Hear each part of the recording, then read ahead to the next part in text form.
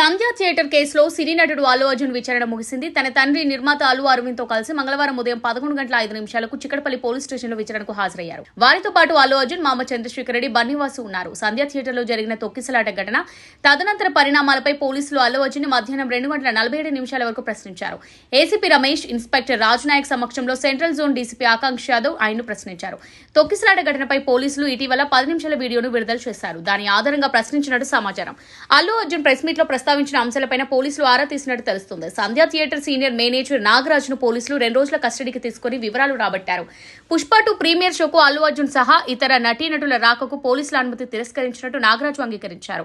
అయితే ఈ విషయాన్ని నాగరాజు చెప్పారా లేదా అనే విషయంపై అల్లు అర్జున్ ప్రశ్నించినట్టు తెలుస్తోంది. థియేటర్ యాజమాన్యం నుంచి సమాచారం అందిందా లేదా, అందినప్పటికీ అల్లు అర్జున్ ప్రీమియర్ షోకు వచ్చారనే అంశంపై ప్రశ్నలు అడిగారు. విచారణ అనంతరం అల్లు అర్జున్ నేరుగా జూబ్లీహిల్స్ లోని తన నివాసానికి వెళ్లిపోయారు. ఈ నెల 4న రాత్రి సంధ్య థియేటర్ లో పుష్ప 2 ప్రీమియర్ షో చూసేందుకు అల్లు అర్జున్ వచ్చిన సమయంలో జరిగిన తొక్కిసలాటలో రేవతి అనే మహిళ మరణించగా ఆమె కుమారుడు శ్రీతేజ్ గాయపడి ఆసుపత్రిలో చికిత్స పొందుతున్నాడు. పోలీసులు అనుమతి నిరాకరించిన ర్యాలీ నిర్వహించి ఒకరి మృతికి కారణమయ్యాడనే అభియోగంతో చిక్కడపల్లి పోలీసులు కేసు నమోదు చేసి అల్లు అర్జున్ అరెస్ట్ చేసిన సంగతి తెలిసిందే. హైకోర్టు ఆయనకు మధ్యంతర బెయిల్ మంజూరు చేయడంతో చెంచల్గూడ జైలు నుంచి విడుదలయ్యారు.